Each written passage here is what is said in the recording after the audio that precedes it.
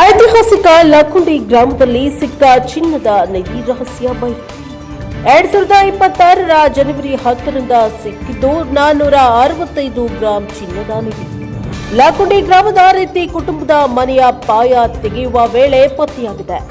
ಸರ್ಕಾರ ರಚನೆ ಮಾಡಿದ್ದ ತಜ್ಞರಿಂದ ಕಾಲಘಟ್ಟ ಬಯಲು. 500ರಿಂದ 600 ವರ್ಷಗಳ ಹಳೆಯ ಕಾಲದ್ದು ಎನ್ನುವ ಅಭಿಪ್ರಾಯ. ಹೆಣ್ಣು ದೇವರಿಗೆ ಹಾಕೋ ಚಿನ್ನದ ಆಭರಣಗಳು ಎನ್ನುವ ಅಭಿಪ್ರಾಯ. ಗದಗ ಡಿಸಿ ನೇತೃತ್ವದಲ್ಲಿ ಪರಿಶೀಲನೆ ನಡೆಸಿದ ತಜ್ಞರ ತಂಡ. ಸರ್ಕಾರ, ಪುರಾತತ್ವ ಶಾಸ್ತ್ರಜ್ಞರು ಹಾಗೂ ಕಮಿಟಿ ಚೇರ್ಮನ್ ಎಂಎಸ್ ಕೃಷ್ಣಮೂರ್ತಿ ನೇತೃತ್ವದ ತಂಡ.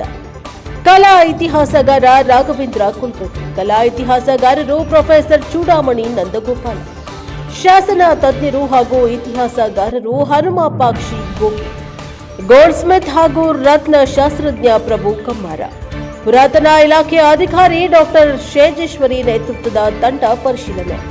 ಗದಗ ಜಿಲ್ಲಾಡಳಿತ ಭವನದಲ್ಲಿ ಖಜಾನೆಯಲ್ಲಿದ್ದ ಚಿನ್ನದ ನಿಧಿಯನ್ನ ಹೊರತೆಗೆದು 4-5 ಗಂಟೆಗಳ ಕಾಲ ಪರಿಶೀಲನೆ. ಒಂದೊಂದು ಆಭರಣಗಳನ್ನ ಫೋಟೋಗ್ರಫಿ ಮಾಡಿ ಅವುಗಳ ವಿನ್ಯಾಸವನ್ನ ಪರಿಶೀಲನೆ ನಡೆಸಲಾಗಿದೆ. ಹೆಣ್ಣು ದೇವರಿಗೆ ಹಾಕುವ ಆಭರಣಗಳು, ಅದರಲ್ಲಿ ಹೆಣ್ಣು ದೇವರ ಮೂರ್ತಿ. ಉತ್ಸವ ಮೂರ್ತಿಗಳಿಗೆ ಹಾಕುವ ಆಭರಣ ಎನ್ನುವುದು ಗೊತ್ತಾಗಿದೆ. ಅಪರೂಪದ ನೀಲಮಣಿ, ಸ್ಫಟಿಕ, ಹವಳ ಸೇರಿದಂತೆ ಬೆಲೆ ಬಾಳುವ ವಸ್ತುಗಳಿಂದ ತಯಾರಿಸುತ್ತಾರೆ. ನಮಸ್ಕಾರ, ನನ್ನ ಹೆಸರು ಪ್ರಭು Kumar.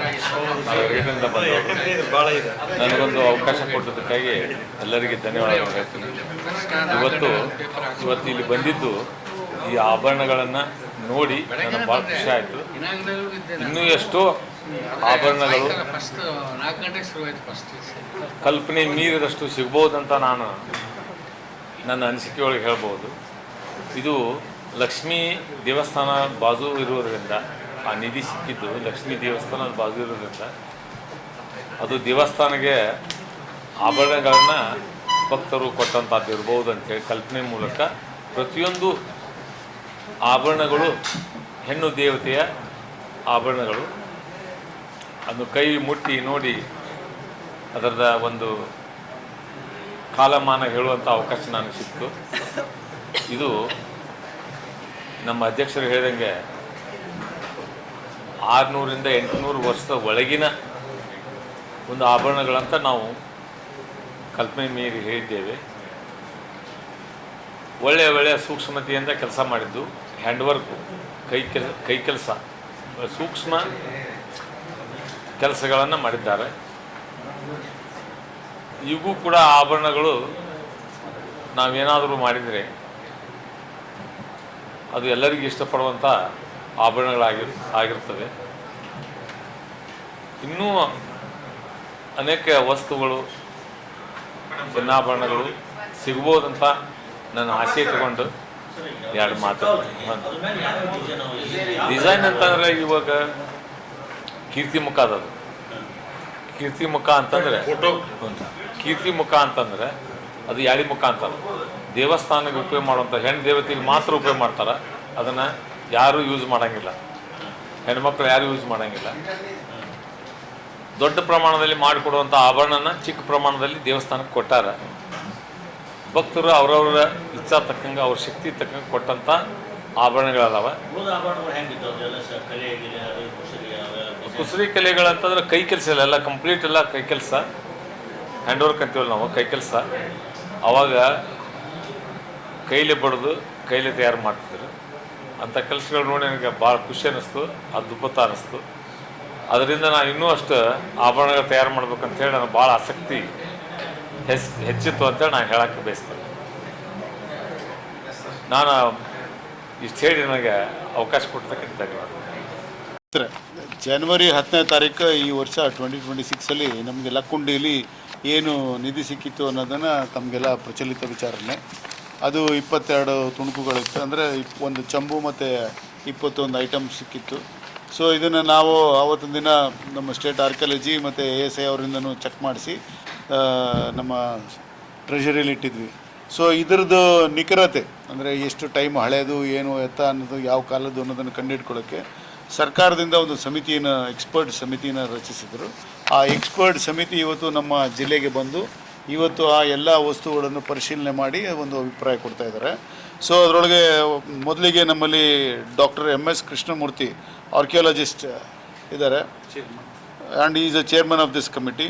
And then we have Raghavendra Kulkarni who is a historian and ಚಿತ್ರಕಲಾ ಪರಿಷತ್ತಿನ ಹೆಡ್ ಅವರು. Next we have professor Chudamani Nandagopal, she is a art historian, ಅಂದರೆ ಕಲೆಯ ಬಗೆಗೆ ಅಧ್ಯಯನ ಮಾಡಿದವರು. ನಮ್ಮ ಹತ್ರ ಹನುಮಾಕ್ಷಿ ಚಂದ್ರಪ್ಪ ಗೋಗಿ ಮೇಡಮ್ ಇದ್ದಾರೆ, she is a expert in epigraphy. Then ನಮ್ಮ ಜೊತೆಗೆ ಒಂದು ಏನು ಜನ್ಮಲಾಜಿಸ್ಟ್, ಅಂದರೆ ಒಡವೆಗಳ ಬಗೆಗೆ ಕಾಲಮಾನ ಮತ್ತು ಹೆಚ್ಚಿಗೆ ಅದರ ಬಗೆಗೆ ತಿಳಿಸೋಕ್ಕೆ ಪ್ರಭು ಕಮ್ಮಾರ್ ಅಂತ ಇದ್ದಾರೆ. He is a goldsmith from Yargatti. ಇದು ಈ ಒಂದು ಸರ್ಕಾರ ನಿಯಮಿತವಾದ ಸಮಿತಿ. ಈ ಸಮಿತಿಯ ಮೆಂಬರ್ಸ್ ಎಲ್ಲರೂ ಬೆಳಗ್ಗೆ 12:30-1 ಗಂಟೆಯಿಂದ ಇಲ್ಲಿವರೆಗೂ ಸಹ ಒಡವೆಗಳನ್ನ ಪೂರ್ಣವಾಗಿ ಪರಿಶೀಲಿಸಿ ಅದರ ಬಗೆಗೆ ಒಂದು ಅವ್ರದ್ದೇ ಆದ ಅಭಿಪ್ರಾಯನ ಪರಿಗಣಿಸಿದೆ. ಈಗ ನಾನು ಈ ಸಮಿತಿಯ ಅಭಿಪ್ರಾಯವನ್ನು ತಿಳಿಸೋಕ್ಕೆ ಶ್ರೀ ಕೃಷ್ಣಮೂರ್ತಿ ಅವರಿಗೆ ಕೇಳ್ಕೊಳ್ತೀನಿ. ರಚನೆ ಮಾಡಿದ ವೀರನಾರಾಯಣ ಟೆಂಪಲ್ ಬಸ್ಲಿ ಕುಮಾರವ್ಯಾಸ ಅವನು ನಡೆದಿರುವಂಥದ್ದು. And Kumaravyasa Bharata was very popular. ಅವನು ಭೀಮನನ್ನು ಎಷ್ಟೋ ಮಟ್ಟಿಗೆ ಅವನು ಹೊಗಳ್ತಾನೆ, ಅವನ ಉಪೇಕ್ಷೆ ಮಾಡ್ತಾನೆ. ಶೌರ್ಯ ಆದರೆ ನಿಮಗೆ ಭೀಮಾಸ್ ಗೇಟ್ ಇದೆ, ಭೀಮ ಇಟ್ಟಿರ್ತಾ ಇದ್ದಾನೆ ಯಾವುದು ಅಂತ ಪುಷ್ಪ, ಅದು ಸೌಗಂಧಿಕ ಪುಷ್ಪ ತರ್ತಾ ಇರೋದು. ಅಲ್ಲಿ ಇವನು ಭೀಮ ದ್ರೌಪದಿಯನ್ನು ದುರ್ಯೋಧನನ್ನು ಕೊಲ್ತಾ ಇರೋದು, ಇವಳು ಜಡೆ ಅನ್ಕೋತಾ ಇರೋದು, ಅವೆಲ್ಲ. Bhima was considered a great hero during the Vijayanagara time. And this is the time when there was a very great threat, military threat to entire Vijayanagara city, and this is close to Vijayanagara city, and it is possible that people, because of the fear of the invading army, might have hidden their ornaments and precious things under the ground and might have gone away. And You all come to a conclusion, madam. 100-200 ವರ್ಷಗಳಲ್ಲಿ ಇದರಲ್ಲಿ ಏನು ವ್ಯತ್ಯಾಸ ಅಲ್ಲ. ಈಗ ಏನು ಇದು ಮಡಿಕೆ ಅದ, ಇದು ತಾಮ್ರ ಮಡಿಕೆ. ಈ ರೀತಿ ಕೊಳತು ಹೋಗ್ಬೇಕಾದ್ರೆ ಕಮ್ಮಿ ಇದು ಮೇಲೆ ಎಡ್ಜ್ ಜಾಸ್ತಿ ಇದ್ದಾರೆ, ವೇಟ್ ಜಾಸ್ತಿ, ಕಾಸ್ಟಿಂಗ್ ಇದ್ದಾರೆ. ಇದು ಕಾಸ್ಟಿಂಗಿದ್ದು ಮಡಿಕೆ, ಇದು ತಾಮ್ರ ಮಡಿಕೆ. ಇದೆಲ್ಲ ಕೊಳೆಯಬೇಕಾದ್ರೆ 600-800 ವರ್ಷದ ಒಳಗಿನ ಅಂದಾಜು ನನ್ನ ಲೆಕ್ಕ. 800 ವರ್ಷ ಅಂದ್ರೆ 12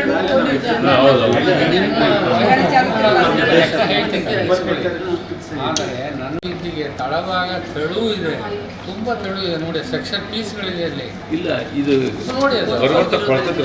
ಅಲ್ಲ ಹಂಗೆ ಕೊಳ್ತೋಗಿದ್ರೆ ಪೀಸ್ಗಳು ಇದೆ ನೋಡಿ, ತೆಳು ಪೀಸ್, ಕೊಳ್ತಿರೋ ಪೀಸು ಚಿಕ್ಕದಿದೆ ನೋಡಿ ತಳದ್ದು. ಅದು ಇದು ಏರ್ ಹಿಡ್ತೈತ್ರಿ ಸರ್, ಹಿಂಗಿದ್ದಾಗ ಏರ್ ಹಿಡ್ತೈತ್ರಿ, ಕೆಳಗಿನ ಮೇಲೆ ಏರ್ ಹಿಡ್ತೈತೆ. ಕೊಳೆದು ಈ ಕಡೆಯಿಂದ ಕೊಳ್ತೈತೆ. ಆದರೆ ಈ ವೇಟ್ ತಕ್ಕಂಗೆ ಇದು ಎಡ್ಜ್ ಐತಲ್ಲ, ಕಾಸ್ಟಿಂಗ್ ಇದ್ದಿತ್ತಂದ್ರೆ ಸೇಮ್ ಇರ್ತೈತಿ. ಕೆಳಗಡೆ ಕೈ ಹಾಕಿ ಹಿಂಗೆ ಬಿಡ್ಯಾಕೆ ಬರೋಂಗಿಲ್ಲ ಅದು. ಇದನ್ನು ನಾವು ಕೈ ಹಾಕಿ ತುಳು ಮಾಡೋಕ್ಕೆ ಬರೋಂಗಿಲ್ಲ. ಇದು ತುಳುವಿಲ್ಲ, ಇದು ಇಷ್ಟಪ್ಪ ಇದ್ದಿದ್ದ ಕಂಟಿನ್ಯೂ ಇದ್ದಿದ್ದು, ಆದರೆ ಇದು ಕೊಳ್ತೈತೆ. ಅದು ಡಿಫ್ರೆಂಟ್ ಗೇಜಸ್ಸು ಇರುತ್ತೆ. ಇಲ್ಲ, ನಾವು ಈ ಕಾಸ್ಟಿಂಗ್ ವರ್ಕ್ ಮಾಡ್ತೀವಿ. ರಿಮ್ಮು ದಪ್ಪ ಮಾಡ್ತಾನೆ ಬ್ರಾಂಚಸ್ಸಲ್ಲಿ. ನಮಸ್ಕಾರ.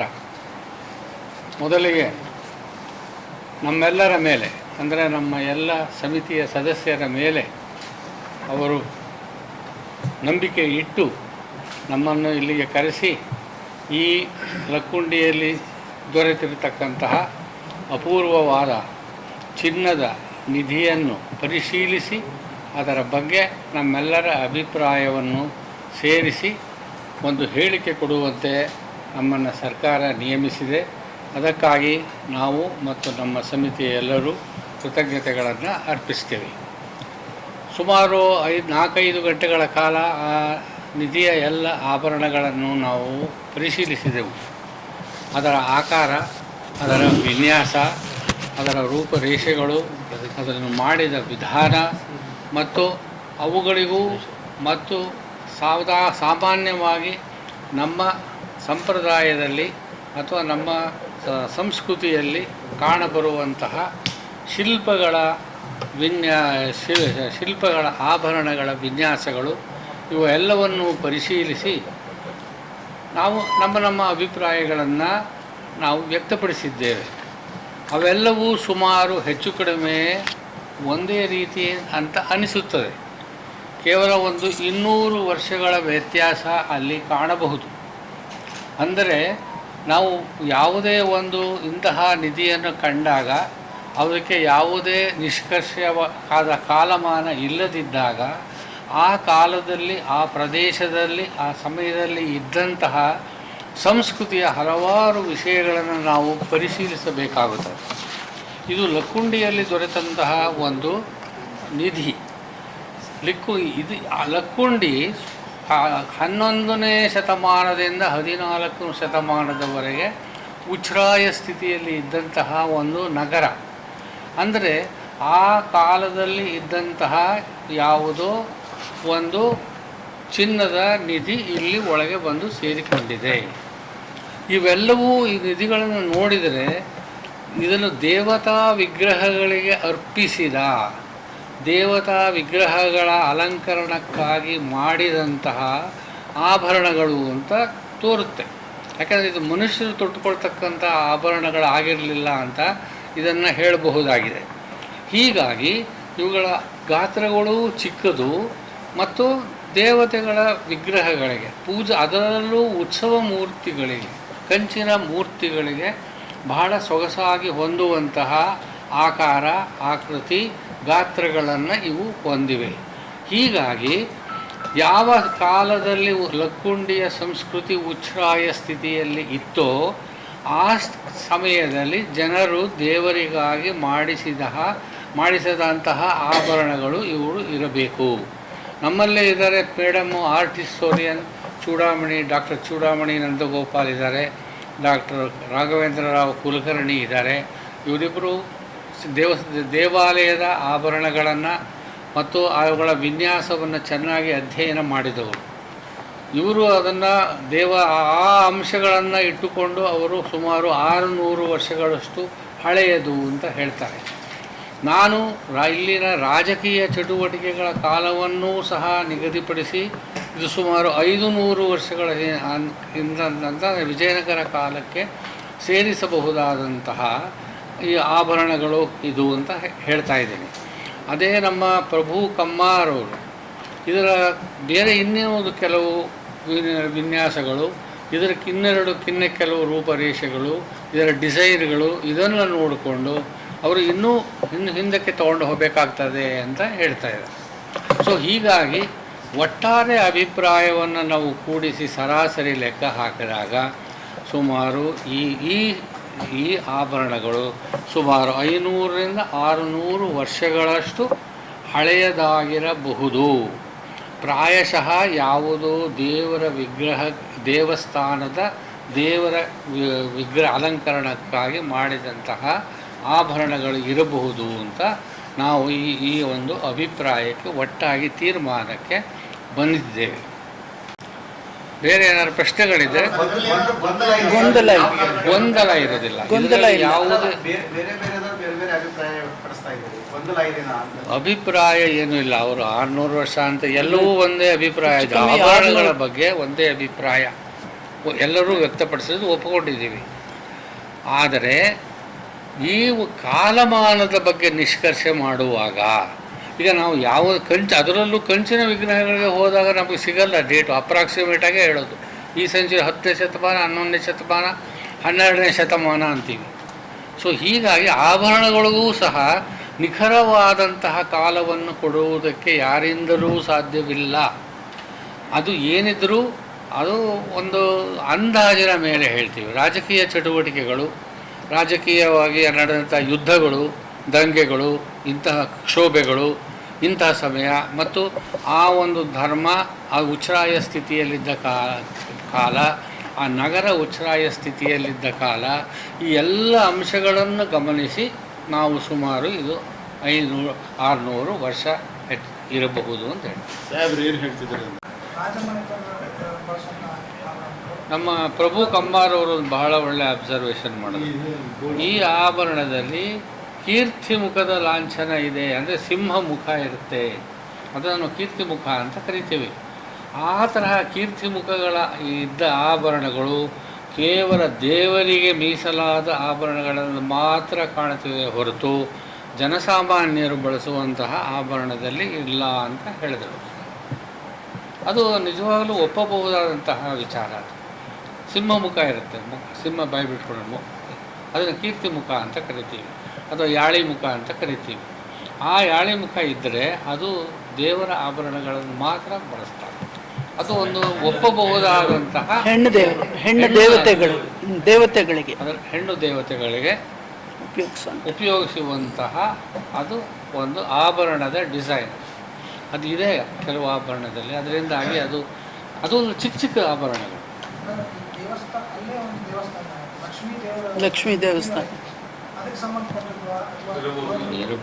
ಇರಬಹುದು ಆ ದೇವಸ್ಥಾನದ ಕಾಲಘಟ್ಟ ಯಾರು ಹೇಳಿಲ್ಲ. ಇರಬಹುದು, ಕಾಕತಾಳೀಯನೂ ಇರ್ಬೋದು, ಅದೇ ಆಗಿರಲೂ ಇಲ್ಲದಿರಲೂ ಬಹುದು.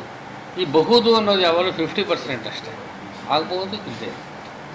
ಈ ಹೆರಿಟೇಜ್ ವ್ಯಾಲ್ಯೂ ಅಷ್ಟು 1,60,60,000 ರೂಪಾಯಿ ಈಗಿನ ರೇಟ್.